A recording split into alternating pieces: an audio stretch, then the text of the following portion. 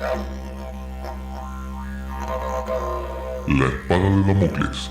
Conduce Pablo Veloso.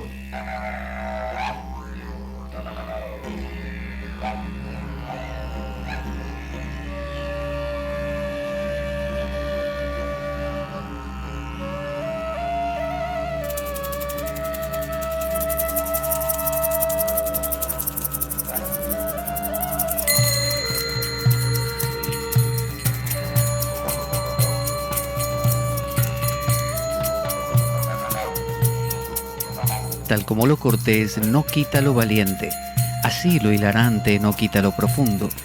Y dado que la vida es un juego, aquí comienza La Espada de Damocles. La ficción más real que puedas concebir. La Espada de Damocles es un programa que por mera falta de objetividad cree ser diferente. Personajes mitológicos salidos de los más profundos avernos. Leyendas escabrosas y sin sentido. Curiosidades inquietantes e inútiles. Historias antiguas malversadas por nuestra incapacidad de entendimiento. Y cuentos carentes de profundo significado. También pretenderemos sin el menor éxito entender al ser humano en toda su dimensión. En suma, si quieres desperdiciar tu vida, aquí comienza La espada de Damocles, la ficción más real que puedas concebir.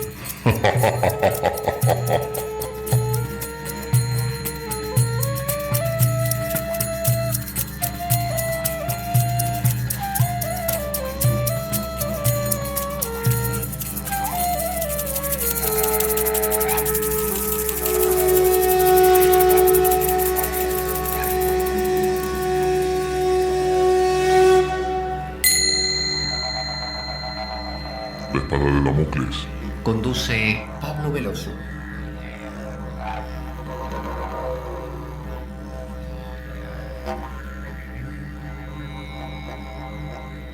Buenas para todos. Aquí estamos nuevamente en La Espada de Damocles. Quien les habla, Pablo Veloso.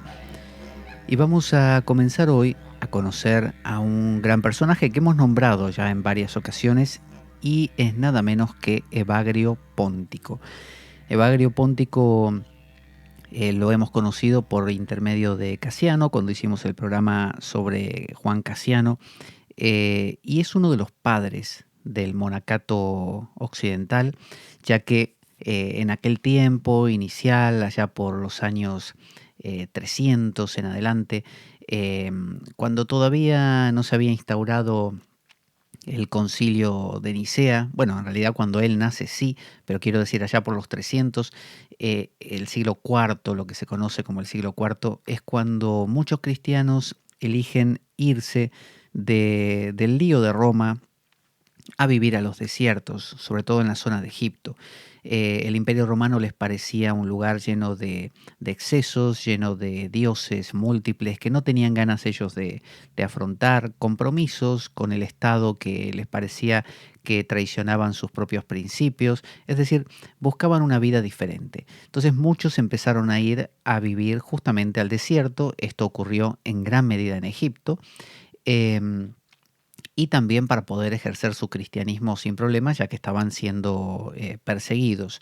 Luego, cuando Constantino acepta el cristianismo y lo instaura como religión de Estado, aunque no con esta obligación de dejar las otras religiones, eso lo haría Justiniano, que vino después, no inmediatamente después que él, sino el siguiente a él, emperador, y entre ellos, entre los que se fueron a vivir al desierto, estaba nuestro amigo Evagrio Póntico, que tenía un gran bagaje de neoplatonismo, que tenía mucha influencia de todo el mundo griego y que dentro de lo que fue desarrollando fue rechazado por uno de los concilios que se hicieron en el mundo ya ortodoxo de la Iglesia, aceptado esa ortodoxia que empezaba a surgir, y bueno, él quedó mal parado, como se dice. Entonces cuando Casiano,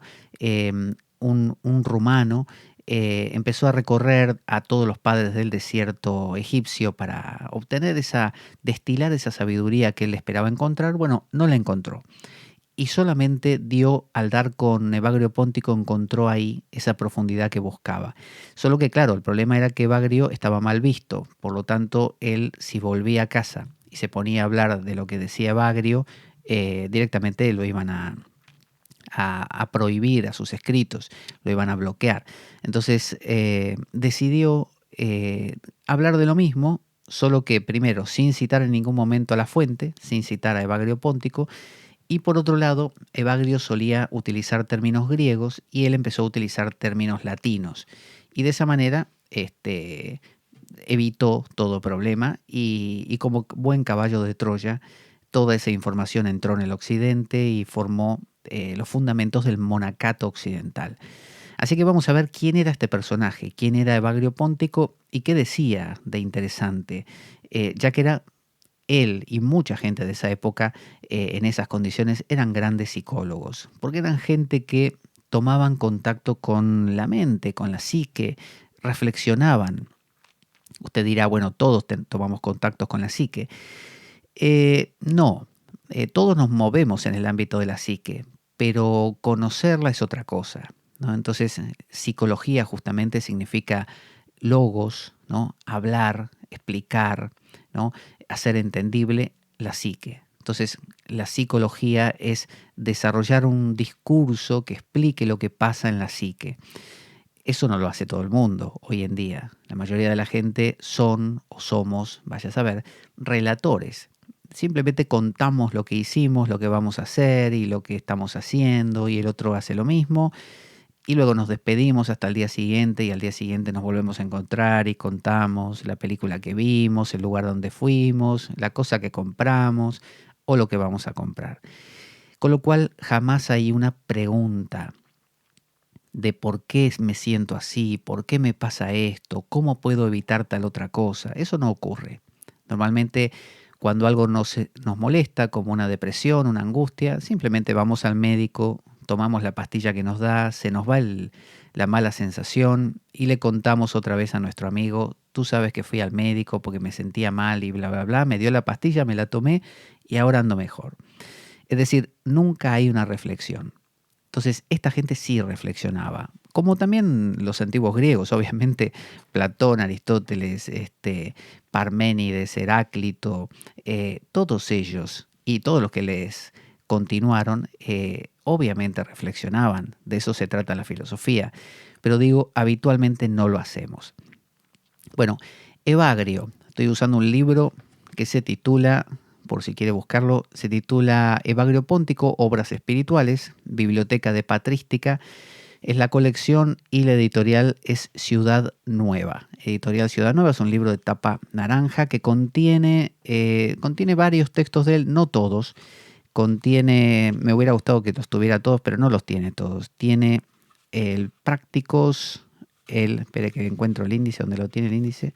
El Prácticos, una especie de discursos para una virgen, se lo digo de memoria, y también unos consejos para los monjes. Y tiene algo más, pero lo que no tiene es el Gnósticos, que ese es el que me hubiera gustado que tuviera también. Sobre la oración tiene también uno, acá lo estoy mirando, y nada más. Por eso el Gnósticos será otro de sus tratados, pero bueno, ese no lo contiene este libro, que es una suerte de colección de algunos de sus escritos, de antología. Dice, podemos decir que Evagrio nació en el 345 o 346, mire qué precisión, después de Cristo hablamos, si nos atenemos a que Paladio dice que murió dignamente en el desierto a la edad de 54 años. No lo alcanzó la persecución de Teófilo, el patriarca de Alejandría, quien en vida de Evagrio se llevó muy bien con él y con el grupo de monjes origenistas que vivían en las celdas de Escete. ¿Qué son los origenistas? Bueno, eran monjes que simpatizaban con las ideas de Orígenes. Orígenes era un gran padre de la iglesia, que ya en algún momento también estudiaremos, pero el problema que tenía es que tampoco lo querían, porque tenía una idea muy curiosa que no gustaba, que era la idea de ¿cómo le llamaban a esto? Apocatástasis, la apocatástasis, que es que al final de los tiempos, todo se reintegra en la fuente. Es decir, hasta el diablo y los demonios y los grandes pecadores, todo finalmente se volverán a unir en la fuente en Dios para, en tal caso, en un futuro, no sé, volver a aparecer, a que Dios haga algo con todo eso. Pero lo vivenciaban y lo planteaban más como los orientales, como los hindúes, por ejemplo, más como un pulsar, ¿no? Que Dios emanó todo, como una especie de Big Bang, todo hace su juego, como cuando, no sé, en una obra de teatro se despliegan los actores, pero luego todo eso se recoge y cada actor regresa a su casa y lleva su vida de siempre, ¿no? Entonces, eso no gustaba mucho, porque era como que sonaba que, bueno, si eras el tipo más malo del mundo, era Hitler, no pasaba nada porque igual a la larga volvías a la esencia. Si hasta el diablo iba a, por así decir, a redimirse en esa apocatástasis, no gustaba el tema. Creo que era apocatástasis el término, no estoy del todo seguro. Pero bueno, estos eran los monjes origenistas que estaban ahí junto con él y vivían en las celdas de Esete. Pero en el 399, Teófilo, que era amigo de él, patriarca de Alejandría, cambió de postura. Vio cómo son los patriarcas de Alejandría, que un día te quieren, otro día no. Y apenas unos meses después de la muerte de Bagrio, por suerte para él, como le pasó a Meister Eckhart, el gran dominico alemán que hablaba de estas cosas que obviamente las entendemos como no duales, ¿no? Contemplativas, quietistas. Le pasó lo mismo, que después de muerto fue que lo procesaron de parte de la Inquisición, pero bueno, el tipo ya se había muerto. En el 399 Teófilo cambió súbitamente de postura apenas unos meses después de la muerte de Bagrio, ocurrida en la fiesta de la Epifanía del mismo año. Había nacido Evagrio en Ibora, cuenta Palladio, en el Ponto, por eso le llamaban Evagrio Póntico. Era hijo de un obispo auxiliar. San Basilio, obispo de la iglesia de Cesarea, San Basilio era un grande, era uno de estos que escribió una de las primeras reglas monásticas, que sirvieron obviamente como base luego para la de San Benito también, ¿no? Era básicamente el monacato oriental, de lo que hoy es la iglesia ortodoxa griega y rusa, se basan en la regla de San Basilio, quien era hermano de Gregorio de Nisa. Gregorio de Nisa, de quien hablaremos también dentro de poco, que eran grandes, digo yo grandes porque eran tipos que reconocían el valor de la filosofía griega. No la consideraban una estupidez, sino que decían, hay grandes cosas ahí, de grandes pensadores, que las podemos tomar para nosotros y nos pueden enriquecer la manera en que nos expresamos. De manera que cuando hablemos de nuestro cristianismo, hablemos con una profundidad culta, más grande, que algunos eso lo negaron más adelante y lo fueron perdiendo, ¿no? Pero en general esta gente eran colosos, ¿no? Uno lee a Gregorio de Nisa o a San Basilio, a Orígenes, y bueno, está leyendo a Platón ahí. Después de la muerte de San Basilio, San Basilio de Cesarea le ordenó lector. Lo pusieron a Evagrio, nuestro amigo, de lector en la iglesia. Así empezó. Después de la muerte de San Basilio, entonces, Gregorio de Nacianzo, sabio obispo y hombre en extremo impasible, habida cuenta de las raras aptitudes del joven lector, lo ordenó diácono. Parece que Gregorio, entonces, de Nacianzo, lo ordenó diácono. Diácono es una función auxiliar de los sacerdotes, ¿no? O sea, no es que sea auxiliar en el sentido de que sea inferior, es simplemente cumple una función de ayuda en la comunidad. Luego, en el Gran Concilio de Constantinopla, en el 381, lo confió al obispo Nectario, pues era Evagrio muy hábil en la dialéctica para hacer frente a toda suerte de herejías. ¿Ve? Acá notamos cómo tenía habilidad en la palabra. Y para eso, obviamente, tenías que ser culto en filosofía griega. Si no, no podías argumentar contra otro. ¿Qué le ibas a decir? No, porque está mal. No, en la lógica tenés que tener argumentos, si no caes en falacias. La larga cita de Palladio nos revela lo identificado que estaba con su maestro Evagrio. Palladio era discípulo de Evagrio. Y su doctrina al denominar a Gregorio de Nacianzo hombre en extremo impasible. Apatéstatos, ¿no? que viene de la palabra apatía, o genera la palabra apatía. La apatía o ataraxia de los estoicos, o esiquía justamente de los primeros padres, era la palabra que definía esa paz del corazón, hacer de una manera tal que las cosas no te afectan, ¿no? También resume su relación con los capadocios, de los que Evagrio guardó buen recuerdo, como lo afirma en sus obras. En el Tratado Práctico, que está contenido en este libro, tenemos dos testimonios. El del epílogo, donde alude al justo Gregorio que me ha plantado, dice, el propio Evagrio dice, Gregorio me plantó. Y otro más oscuro, en el capítulo 89, donde solo dice nuestro sabio maestro. Por su parte, Gregorio Nacianceno tuvo un recuerdo para él al redactar su testamento. Y puso así, dice: al diácono Evagrio, que ha compartido conmigo numerosas penas y preocupaciones y que en muchas circunstancias me ha dado prueba de su benevolencia. Se ha pensado a menudo que Gregorio Nacianceno fue el maestro de Evagrio. Examinando con detalle las alusiones a este magisterio, nada puede seguro mantenerse. A ver un poco más. Lo que no puede ocultar Evagrio, a pesar de su determinación a no ofrecer datos de su vida pasada, es una formación cuidada y superior a las posibilidades de su tiempo. Era un tipo que se entiende que su familia había dedicado mucho tiempo y dinero a cultivarlo, justamente, a buscarle mentores para que aprendiera filosofía y otras cosas. Este hecho resulta destacable tanto por la mentalidad de sus padres, amplia y perspicaz, como por la posición económica requerida para reunir a tantos maestros. O sea, se gastaron, como dicen aquí en España, un pastón. Porque la formación de Evagrio no comprende solo el aspecto literario o filosófico, sino que se extiende a las matemáticas y a una muy amplia catequesis teológica. O sea, fíjese cómo estos tipos, algunos patriarcas cristianos que empezaban a ver en el Imperio Romano, algunos otros que eran obispos, algunos otros monjes en el desierto, los había de todo tipo. Estaban hasta los que huían de la persecución de lo que hoy sería la policía, ¿no? Del imperio, porque habían cometido un delito y se hacían monjes y se iban a vivir al desierto para que nadie los agarre. Estaban esos, estaban otros sumamente incultos que no sabían leer ni escribir y que detestaban a los cultos justamente, quemaban libros o regalaban los libros o vendían libros para dar de comer a la gente.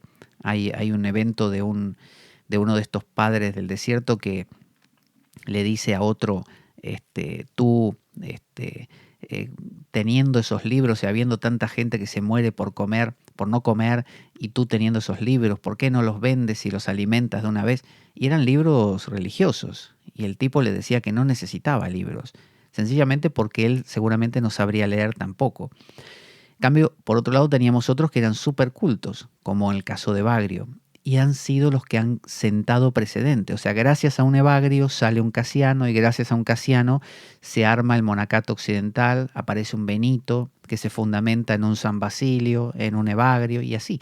Entonces, fijémonos cómo tanto que se denosta al conocimiento. Dicen, ¿qué vas a andar estudiando? Se trata todo de una cuestión de fe o de una cuestión de corazón. Sí, las cosas se hacen con corazón, pero también con conocimiento, si no, no funcionan. Dice, la relación con los capadocios es innegable. Aunque no fuesen sus maestros más frecuentados, en su formación se nota una semejanza en la amplitud de conocimientos. De San Basilio, anota Palladio, el hecho de haber sido ordenado lector. Esta noticia se corresponde con el hecho de que Evagrio tenía unos 25 a 33 años cuando eso pasó. Y podemos añadir que esta ordenación comportaba cierta incardinación en la vida de la diócesis. O sea, como que te obligaba a situarte como si uno va a la iglesia a la esquina y lo nombran lector, bueno, quedas como medio enganchado con esa iglesia, ¿no? Presumiblemente más real que la que da hoy día tal ministerio. O sea que es más que si te nombran lector de la parroquia que un día decís no voy más. No, ahí no. Tenías un compromiso muy grande. Algunos dicen que había sido un monje en un monasterio de San Basilio, de los que fundó San Basilio, pero esto no es así, dice. La mucha confianza que Bagrio mantuvo con San Basilio no le impidió tenerla poco después con su sucesor, que era Gregorio Nacianceno. El conocimiento que Bagrio tenía de la entrañable amistad entre Basilio y Gregorio desde la juventud lo impulsarían a la intimidad con el amigo e hijo espiritual de Basilio, que era Gregorio. Bueno, dice que fue un colaborador, publicó su primer escrito de los que hoy se conservan. El segundo concilio de Constantinopla conoció los desvelos de Bagrio por esta causa. Gregorio, dice, como intelectual puro, no pudo soportar las muchas intrigas que afectaban a sus responsabilidades. Su sucesor, Nectario, no tenía la misma categoría humanística ni teológica que Gregorio. Por más nectario que era, se ve que muy nectario no sería. Pero al menos supo complementar esas carencias con la ayuda intelectual de un Evagrio, ¿no? Parece que Nectario aprovechó que Evagrio sí tenía cerebro y bueno, compensó lo que a él le faltaba. Fíjese la necesidad, cómo se necesita al culto, se necesita al culto y al que tiene capacidad de pensar, de sintetizar, no solamente al que acumula conocimientos.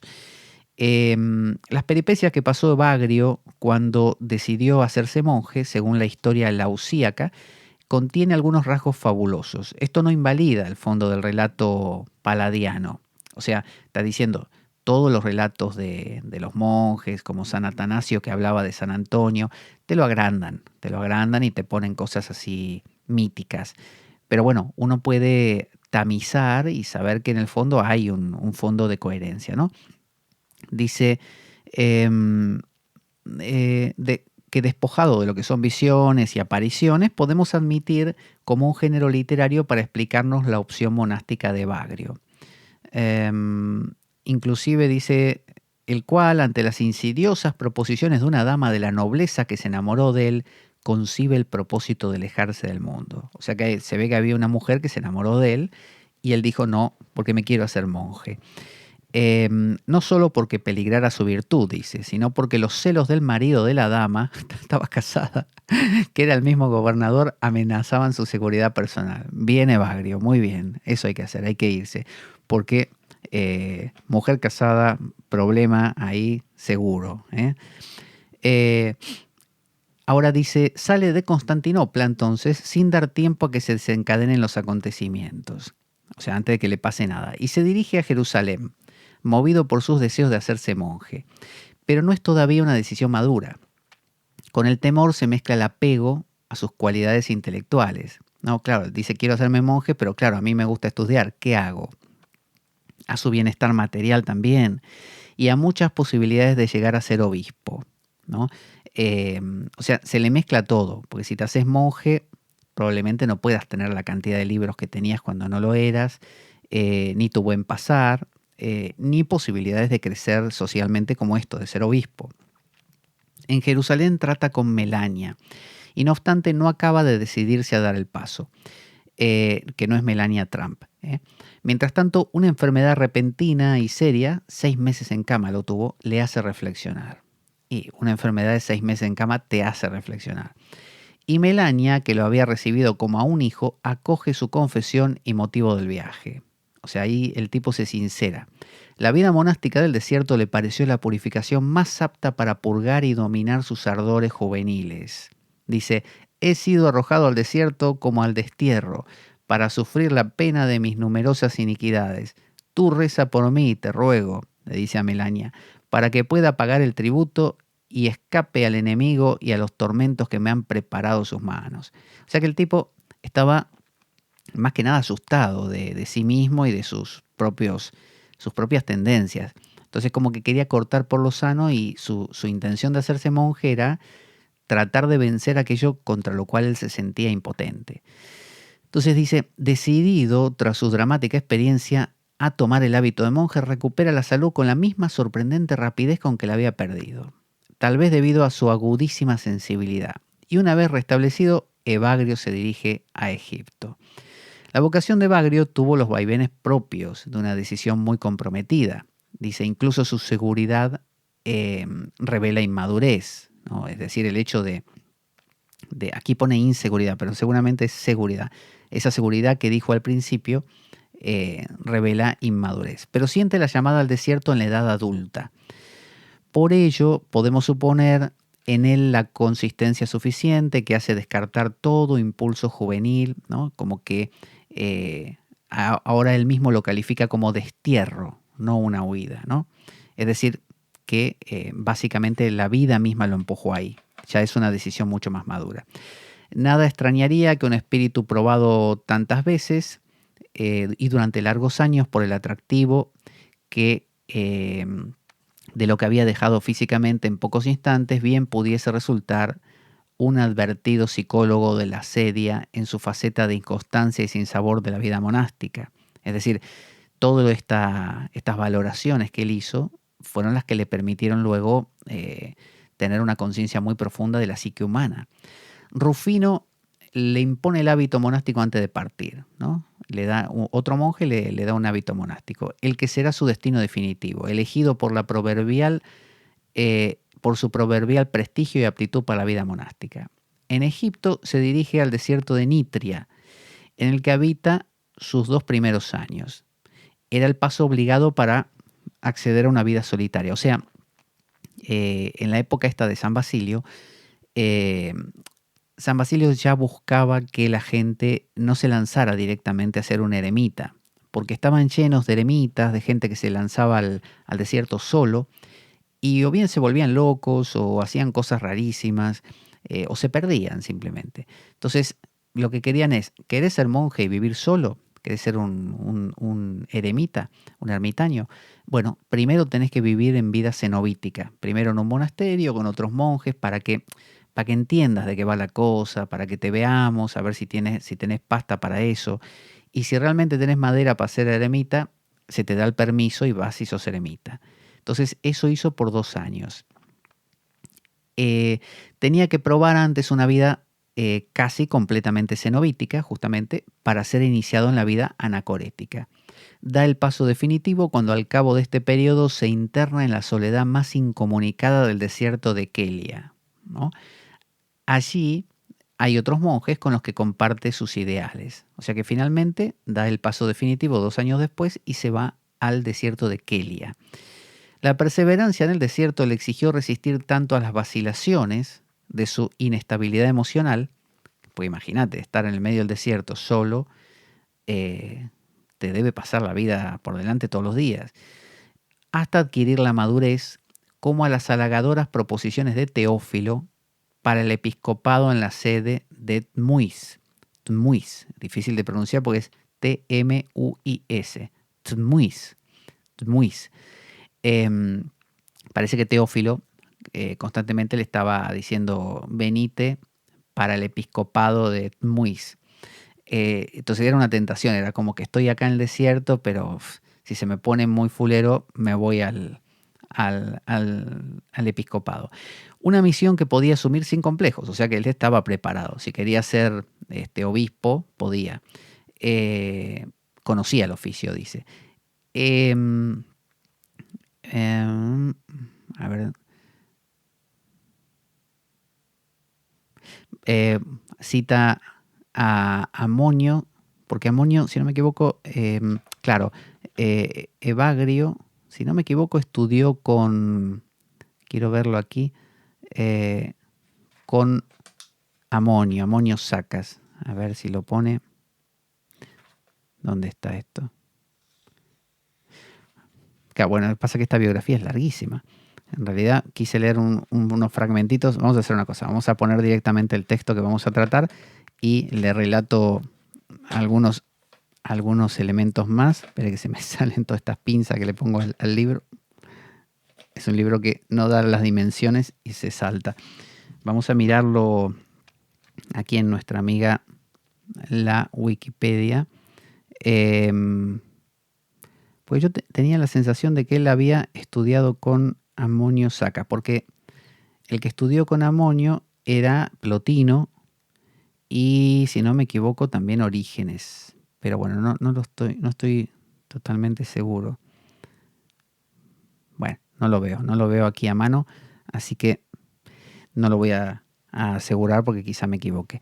Así que bueno, tenemos este monje que se pasó después toda la vida en el desierto y fue tratado de hereje por tener estas ideas parecidas a las de Orígenes. Básicamente, la gente que piensa da un poquito de miedo a los que no piensan. Entonces, básicamente era un tipo muy culto y bueno, creaba temor de que con sus ideas convenciese a otros y sentara precedentes de cosas que no interesaban en ese momento. Si hubiera sido un ignorante, una persona que no sabía ni leer ni escribir, probablemente nadie lo hubiera declarado hereje porque no hubieran dicho, este no convence a nadie. Pero bueno, ese es el problema de ser culto. Y si uno, además de culto, es inteligente, en el sentido de es capaz de pensar por sí mismo, porque ser culto es algo muy barato. Uno va a una universidad, rinde todos los exámenes, aprueba todo y le dan un título de culto. Pero eso no significa que sepa pensar. Saber pensar es saber contrastar, es saber sintetizar, es saber investigar, saber cuestionar, todo eso. Y eso sí lo tenía el amigo Evagrio. Vamos a ver el tratado práctico de Evagrio. Esto estaba hecho como para los monjes. Era como el primer tratado que te daban y de ahí en más ibas avanzando. Dice, me has escrito recientemente, querido hermano Anatolio, desde la Santa Montaña, a mí que estoy establecido en Esete, para pedirme que te explique el vestido simbólico de los monjes de Egipto, porque ciertamente has pensado que no es superfluo ni irreflexivo que sea tan diferente de la vestimenta de los demás hombres. Te referiremos, por tanto, todo lo que los santos padres han aprendido sobre esto. Esto es también lo que hace Casiano. Casiano inicia su libro de las instituciones. Casiano tiene dos libros, Instituciones y Colaciones, que son libros muy, muy usados y queridos por Benito, San Benito de Nurcia, para leerlo en sus refectorios, ¿cómo se dice? Refectorios, donde comen, básicamente, en el comedor. Y Casiano hace lo mismo, empieza hablando de la vestimenta del monje, porque el hábito del monje es un habitar.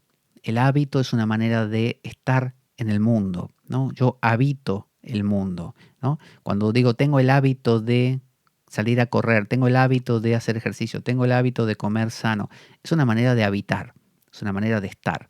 Entonces, aquí está contando Evagrio, y Casiano lo hace también en su libro, acuérdense que Casiano es discípulo de Evagrio, que la vestimenta cuenta.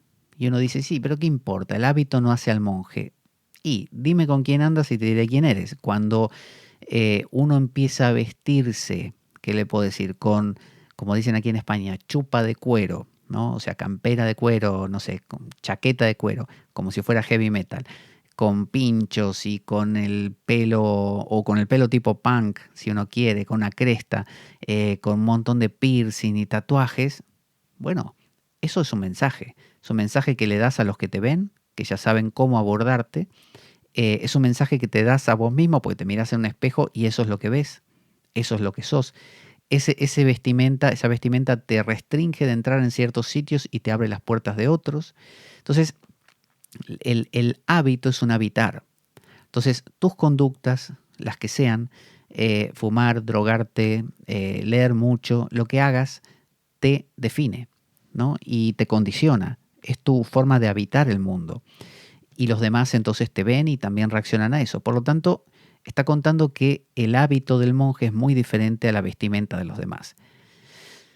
Dice, y voy a hacer un paréntesis primero, así hago como siempre, recuerdo que nuestro programa, La Espada de Damocles, carece de sustento económico externo, por lo tanto, si quiere colaborar con él, puede hacerlo a través de escribirme a pablojorgeveloso@gmail.com y le pasaré el enlace de la cuenta de PayPal del programa y de la cuenta bancaria también, para que a través de alguna de ellas pueda hacer un aporte, ya sea mínimo, mediano, grande, el que pueda para el programa, ya que ese aporte, sea el que sea, va a servir para la compra de libros, que son los que alimentan nuestro programa, y también de elementos como memorias y demás que siempre hacen falta por el desgaste al que están sometidas, y que todo esto redunda en un mejoramiento de la calidad del programa. Así que desde ya, muchas gracias por ello. Dice en el verso 2 del prólogo del Tratado Práctico de Bagrio, dice: la capucha es el símbolo de la gracia de Dios, nuestro Salvador, que protege su parte rectora y rodea a los párvulos en Cristo. O sea, la capucha, la clásica capucha de monje, es la gracia divina. Te la pones y es como sentir que la gracia de Dios te cubre. Por causa de esos que, atacando constantemente, buscan hacer daño. Así pues, cuantos la llevan sobre la cabeza salmodian con fuerza estas palabras. Salmodiar significa repetir algo que dice un salmo. Si el Señor no construye la casa y no vigila la ciudad, en vano se han fatigado el que la construye y el que la intenta vigilar. Como diciendo que si Dios no me ayuda, de nada sirve que yo me esfuerce. Dios tiene que ser el que pone el movimiento, el que pone en marcha todo. Como decir, quiero dejar de beber, voy a poner todo de mí, pero en vano será mi esfuerzo si Dios no quiere, ¿no? Esto lo podemos entender desde otro ángulo, diciendo que hay alguna parte nuestra llamada lo inconsciente. Y si eso inconsciente no quiere, porque no va en esa dirección justo en ese momento, que uno deje, no sé, de fumar, por más esfuerzo que hagas, no dejas de fumar. Y el día menos pensado, lo inconsciente dice ahora sí, y es ahora sí. Entonces, lo que propone, como siempre, es un diálogo con lo divino, un diálogo, en este caso, con lo inconsciente. Según el léxico va a cambiar la manera de referirlo, pero en el fondo estamos hablando de dialogar con lo que uno no controla. Tales palabras engendran la humildad, dice, y estirpan el orgullo, el mal original que precipitó sobre la tierra a Lucifer, el cual se eleva al amanecer. Porque Lucifer significa la estrella del alba, el lucero del alba. Entonces dice, Lucifer hizo eso, dijo, non serviam, no serviré, no ayudaré, no me humillaré, ¿no? Ante Dios. Por lo tanto fue expulsado. Es decir, es esto de yo lo puedo todo, no acepto lo inconsciente, no acepto que haya algo más grande que yo. Entonces la capucha es ese recordatorio. El llevar descubiertas las manos, los monjes llevan las manos descubiertas, manifiesta la sinceridad de su género de vida, pues la vanagloria es hábil en encubrir y oscurecer las virtudes, persiguiendo siempre la gloria que viene de los hombres y rechazando la fe. ¿Cómo podríais creer vosotros? Como podéis creer vosotros, dice, que recibís la gloria los unos de los otros y no buscáis la gloria que viene solo de Dios, pues el bien debe ser elegido más por sí mismo que por otra cosa. Entonces habla de que las manos desnudas tienen que ver con como que no ocultan nada. El escapulario, a su vez, que con forma de cruz enlaza sus hombros, es el símbolo de su fe en Cristo. Este reanima a los mansos, sujeta constantemente lo que entorpece y les procura una actividad sin impedimentos.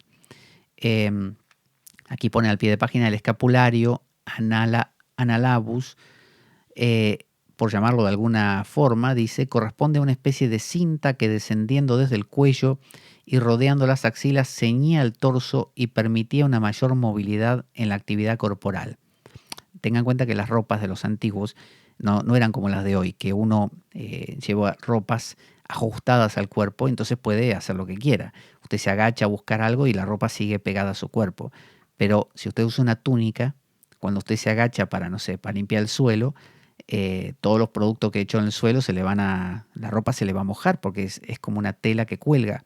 Entonces los antiguos usaban unas suertes de cintas a modo de, como decir, vio esas películas donde aparecen tipo Pancho Villa, que aparecen así con las balas cruzadas en forma de X, ¿no? En el cuerpo, esas especies de cinturones que cargaban balas. Bueno, una cosa así, pero en cintas, de manera que ajustasen, ciñesen la ropa para que no se les estuviera moviendo y pudieran, no sé, hacer un trabajo cualquiera con los brazos sin que estén ahí con toda la túnica volando. El cinturón, dice, que ciñe sus riñones, repele toda impureza y proclama bueno es para el hombre no tocar mujer. Aquí podemos siempre hacer esta salvedad, la salvedad de que los gnósticos decían que mujer es la mente, la psique, y hombre es el neuma o el espíritu o el nous. Entonces cuando Pablo de Tarso decía a la mujer hay que tenerla sujeta y no dejarla hablar en público, el marido le dará permiso o no, según el caso. Bueno, se está refiriendo a que nuestra mente debe estar sujeta al espíritu, a nuestro espíritu. Bueno, no nuestro porque no es ni mío, ni tuyo, ni de nadie, el espíritu. Entonces, si mi mente está sujeta a esa dimensión espiritual, va a estar a la escucha de esa dimensión espiritual. Pero si le da las espaldas a esa dimensión espiritual, va a querer actuar por su propia cuenta, con todas las limitaciones que la mente tiene. La mente tiene un horizonte que llega hasta la punta de su nariz nada más. Por lo tanto, es muy corta de vista, no ve las cosas claramente. En cambio, lo espiritual, por así decir, es lo abstracto. Entonces, una mente sin capacidad de abstracción, de ver las cosas desde arriba, es una mente corta, que comete 1000 errores. Entonces, justamente cuando habla de es bueno para el hombre no tocar mujer, es cuídate de la mente, cuídate de la mente. Si lo llevamos a lo literal, claro, va a ser no tocar mujer física, ¿no? Pero aquí se trata de otra cosa si lo queremos entender profundamente. Tienen también, dice, la melota, que es un manto de piel de cabra. Dice, el hecho de ser de un animal muerto indica la muerte al pecado. Entonces, la melota, porque llevan siempre por doquier en su cuerpo el estado de muerte de Jesús. Agarran un animal, la piel de un animal, y se la ponen alrededor del cuerpo y sienten que es como llevar un muerto y les recuerda a Jesús. Y porque hacen enmudecer todas las pasiones irracionales del cuerpo, cercenando los vicios del alma por la participación en el bien. Así aman la pobreza y huyen de la avaricia como madre de la idolatría. El bastón ¿qué significa? Es un árbol de vida para todos aquellos que lo empuñan y un firme apoyo para aquellos que se sostienen en él como en el Señor, ¿no? Es un símbolo de necesito un apoyo y al mismo tiempo que es el Señor, y al mismo tiempo es un símbolo de firmeza, de que voy fundamentándome, que no me voy a caer fácilmente. De tales realidades es símbolo en compendio el hábito. Así lo resume Bagrio, mientras que Casiano se tira todo un capítulo hablando del hábito. Estas son las palabras que los padres les repiten constantemente a los principiantes. La fe, oh hijos, la confirma el temor de Dios, y a este a su vez la templanza, y a la templanza la mantienen firme la perseverancia y la esperanza. Y de ambas nace la impasibilidad, ¿no? La esiquía, esa paz del corazón, esa apatía, esa ataraxia, ese no dejarte influenciar por lo que ocurre. Acuérdese esto de los estoicos de no deseo lo que quiero, sino que deseo exactamente lo que ocurre. Es decir, nada que ocurra va a estar en contra de mi deseo. Por lo tanto, no creo problema con nada. Llueve, llueve. Frío, frío. Calor, calor. De la que desciende la caridad, ¿no? La caridad viene de la impasibilidad. ¿Por qué? Porque si vos estás demasiado preocupado porque hizo calor cuando querías que hiciera frío, o aquel te dijo algo cuando querías que te dijera otra cosa, no podés ser caritativo con nadie porque no estás pensando en el otro, como la caridad implica, sino en vos. Entonces estás todo el tiempo pensando en si las cosas están ocurriendo al modo que a vos te gustan, porque si no te vas. Y ahí no hay caridad. Y la caridad, dice, es la puerta al conocimiento natural, al cual suceden la teología y la beatitud final. Teología no es lo que entendemos por teología hoy en día. La teología para esta gente era como el producto de la contemplación. Cuando vos contemplabas a lo divino, ahí te viene como una cosa infusa, como que te entra un conocimiento profundo. Eso es la teología. No, hoy en día se entiende teología como ir a estudiar un dogma. Distinto es, nada que ver. Sobre la vestimenta sagrada y sobre la enseñanza de los ancianos nos referiremos más de momento, como diciendo ya está. Acerca de la vida práctica y de la gnóstica, que es justamente ese libro que digo que no está.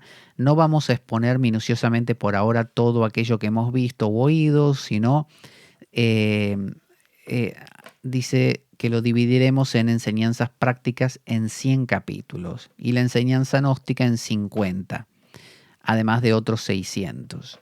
Parece que era muy prolífico el Evagrio. Así que vamos a ver los 100 capítulos y qué nos cuenta. Vamos a ver algunas cosas, obviamente no los 100 capítulos. Dice, el cristianismo es la doctrina de Cristo. Qué novedad, ¿no es cierto? Nuestro Salvador, que se compone de la práctica, de la física y de la teología. Aquí encontramos esos tres niveles. Fíjese, dice en una nota a pie de página, el esquema desarrollado del sistema evagriano tiene tres partes, de las cuales que las palabras castellanas no logran significar adecuadamente. La práctica es la primera etapa de la vida espiritual y es el objeto primario de este tratado.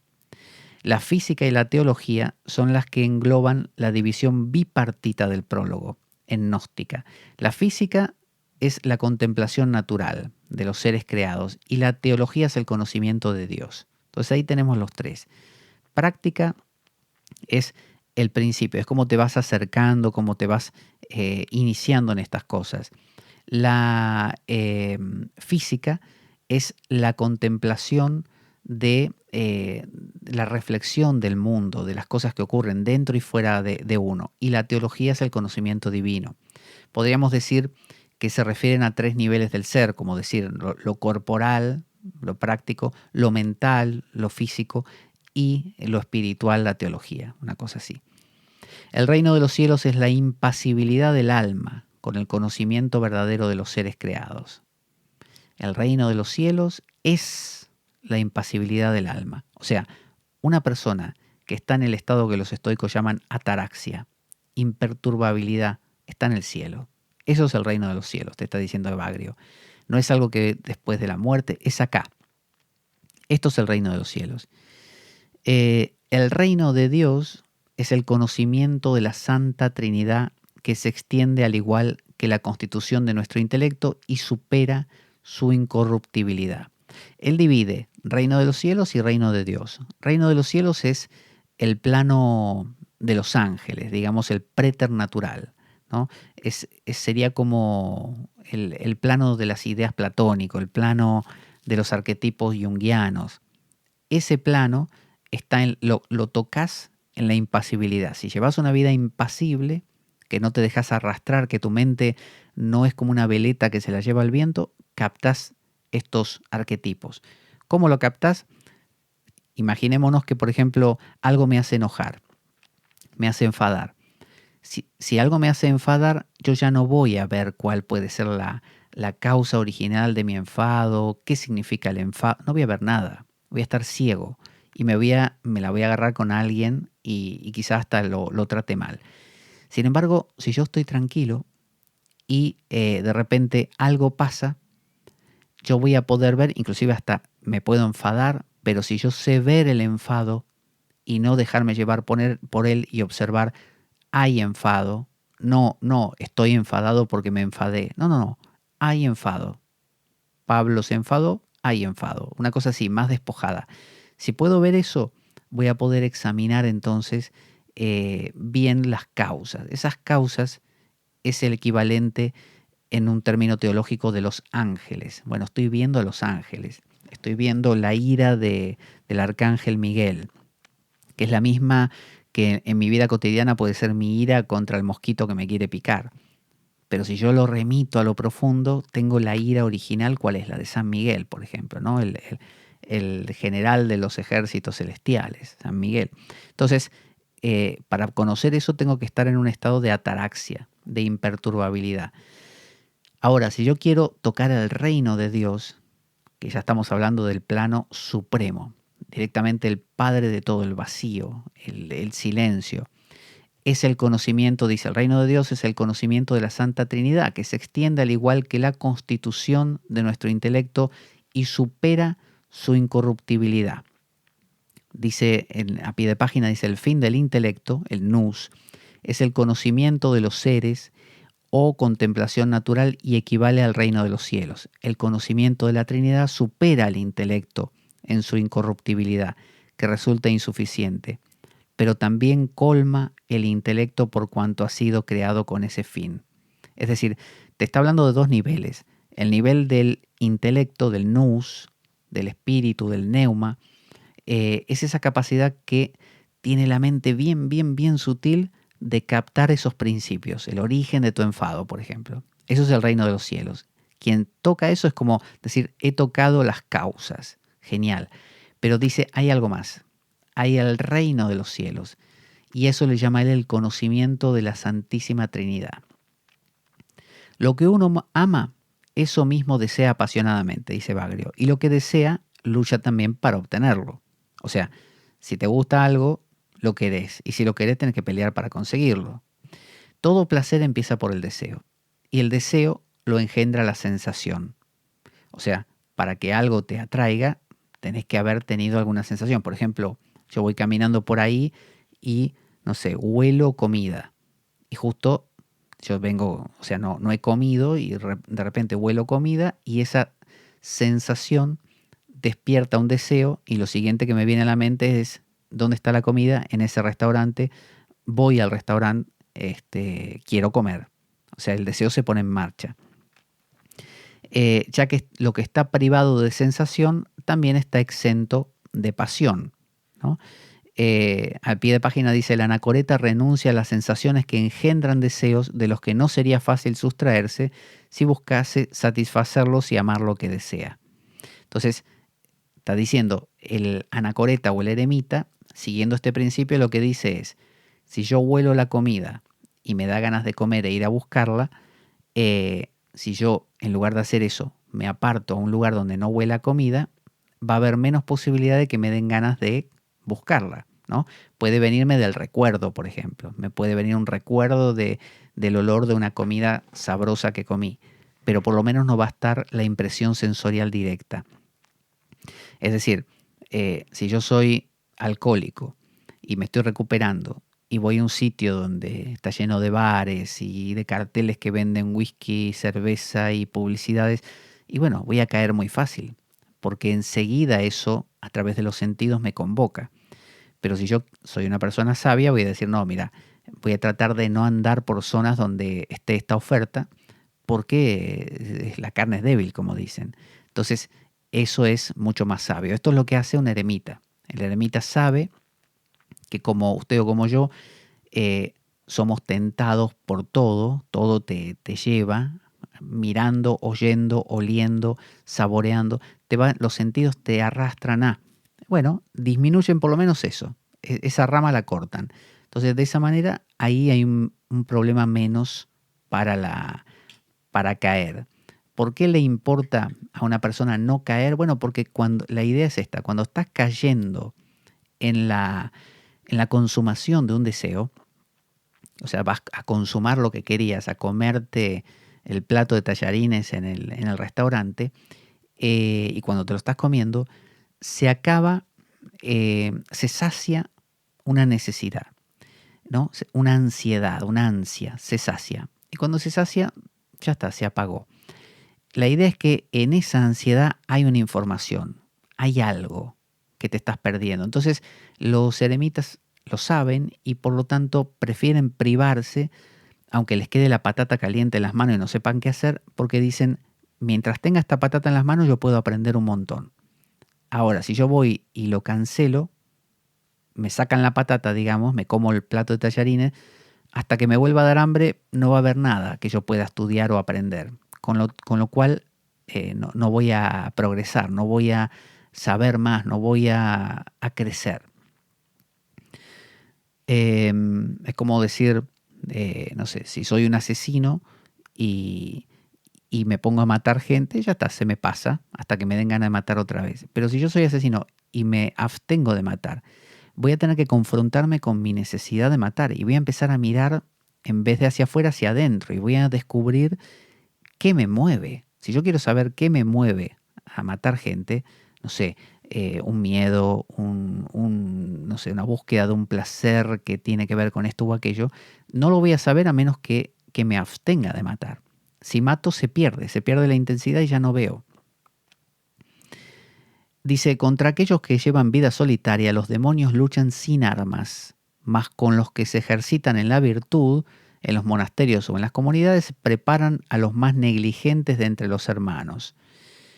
Mucho más llevadera es esta segunda guerra que la primera, porque no se pueden encontrar en la tierra hombres más rencorosos que los demonios o que asuman a la vez toda su perversidad. Entonces dice que contra los que llevan vida solitaria, los demonios luchan sin armas. Más contra los que se ejercitan en la virtud en los monasterios o en las comunidades, preparan a los más negligentes de entre los hermanos. Mucho más llevadera es esta segunda guerra que la primera, porque no se pueden encontrar en la tierra hombres más rencorosos que los demonios o que asuman a la vez toda su perversidad. Dice a pie de página, los que emprenden la guerra contra... la primera guerra que emprenden los demonios contra los monjes se lleva a cabo por medio de los pensamientos, para la cual no se sirven de armas, de los objetos de las personas, sino empleando toda su cólera, que es el elemento dominante de ellos. Si un hombre fuese capaz de tanta cólera o perversidad, se convertiría en un demonio. Aquí es donde Evagrio va a comenzar a desarrollar el tema de los 8 pensamientos, que son los 8 vicios. De acá salieron los famosos 8 pecados capitales, ¿no? O 7 según la clasificación, como estos de lujuria, ira, codicia. Él va a ir desarrollando cada uno, va a explicar el por qué, cómo funcionan, y todo esto lo plantea, según su marco teológico, como si fueran demonios. Entonces habla de esto, de cómo los demonios, la dinámica es esta. Los demonios vienen a tentarte. ¿Qué son los demonios? Bueno, son los daimones, son lo inconsciente. Cuando estás en un marco social y estás en una vida común, acelerada inclusive, lo inconsciente no lo ves. Actúa igualmente, pero no lo ves, no te enteras. Porque, nada, tenés ganas de comer algo, vas lo comés, tenés ganas de insultar a otro, vas lo insultás, tenés ganas... Es como que se actualiza fácil, ¿no? Todo lo inconsciente. Y ni siquiera te enterás ni por qué, ni cuándo, ni cómo lo hiciste. Lo haces, simplemente.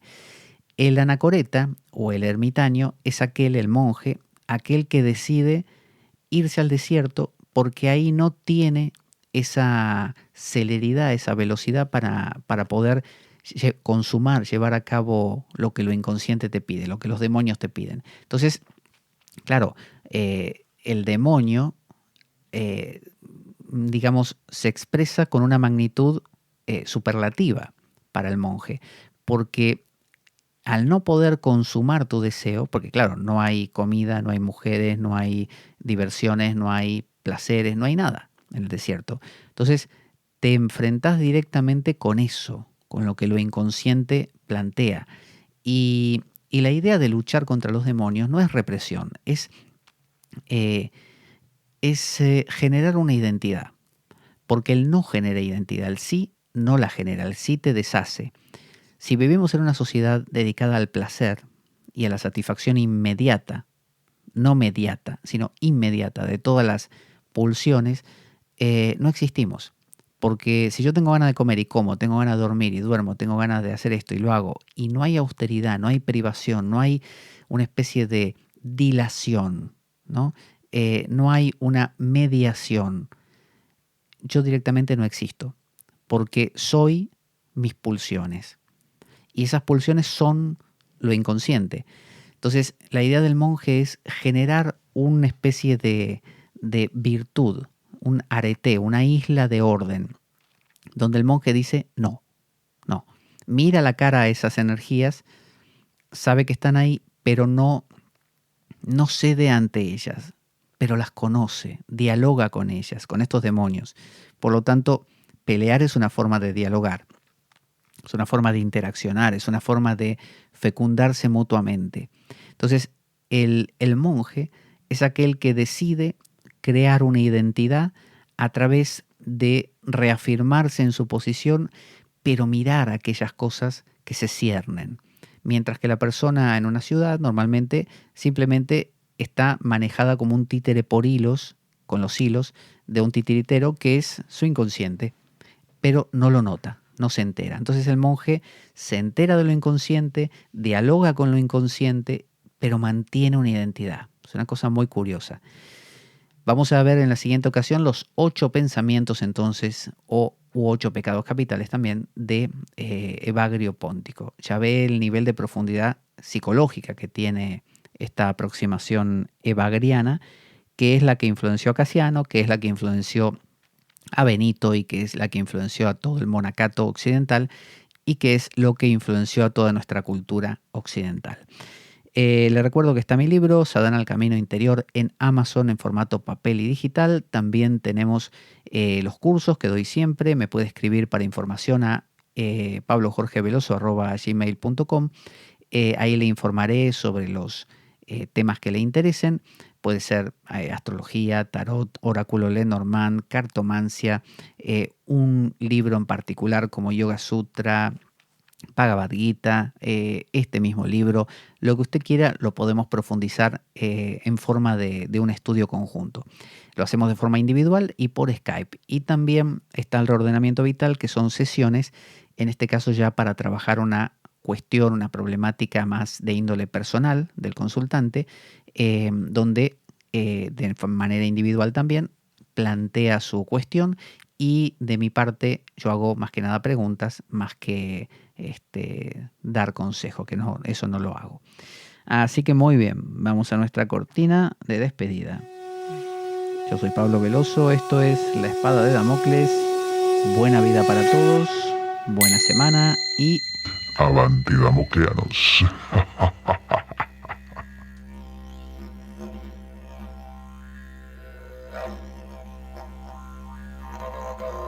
La Espada de Damocles. conduce Pablo Veloso.